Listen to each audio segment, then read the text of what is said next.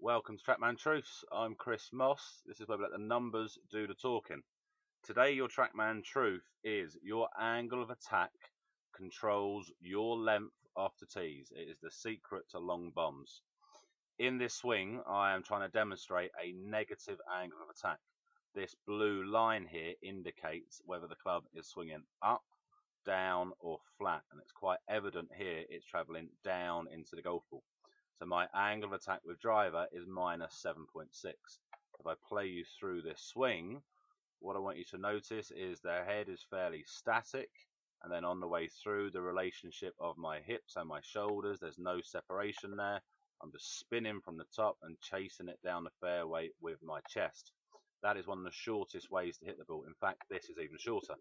This is what I call the old man swing. I'm sure we've all seen this one. Standing there, I'm leaning, weight on the left foot. Now I want to get some extra distance. I've been told to cover the ball by someone. So I start covering it with the chest and I chase it down the fairway. That is the shortest possible way to hit the ball. How do I know that? You'll never see a long driver in your life in that position. It doesn't work. The main issue with having your angle of attack so far ahead of the ball with driver is your low point. You can see here illustrated by this gold line, yellow line. The low point of your swing happens too late. Therefore, the club face doesn't square up until that point. You can see here this swing is dramatically out to in, 7 degrees, and the low point is a foot past it. So we have to change that low point to nearer the golf ball, or if you're going for maximum distance, before the golf ball. So I've tried to put a few different swings on these for you to illustrate. Here we go. I'm swinging a little bit faster here, 109 miles an hour, but still swinging down. Club face is open, so I've got that horrible slice, and I've got a total distance of 257. Let's try and change that angle of attack to nearer a 0. Okay, is it minus 0.4 as near as damn it? Brilliant. Distance has gone up to 277, so let's watch this swing. Pay attention here to how much further apart the blue and red lines are.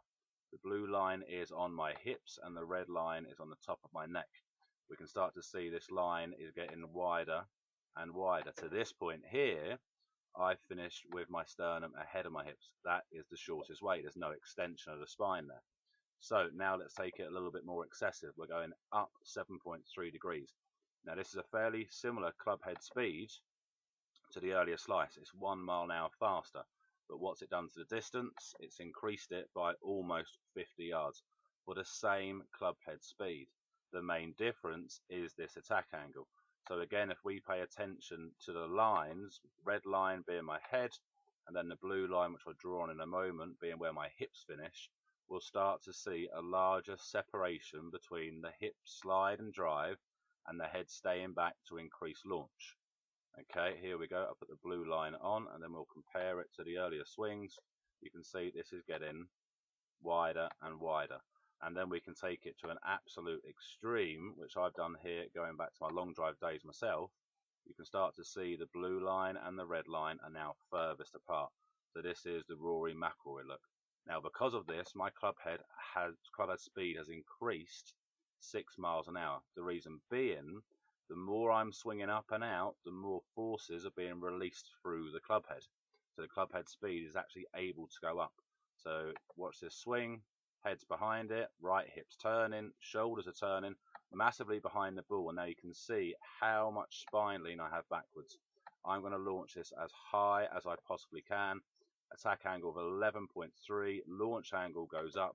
Therefore, carry has gone up to 308 yards in total, with a total distance of 322. If you want to hit long, high bombs, control this angle of attack. We want to see Rory McIlroy style finishes, like this one here in the long drive swing. Let's go through to the finish, turning the hips, turning the shoulders, head staying back. Now high launch, keep that head behind it, keep the hips driving forwards. Let's see that finish rather than the old man's finish. Please retweet this, please post and let me know how you're getting on.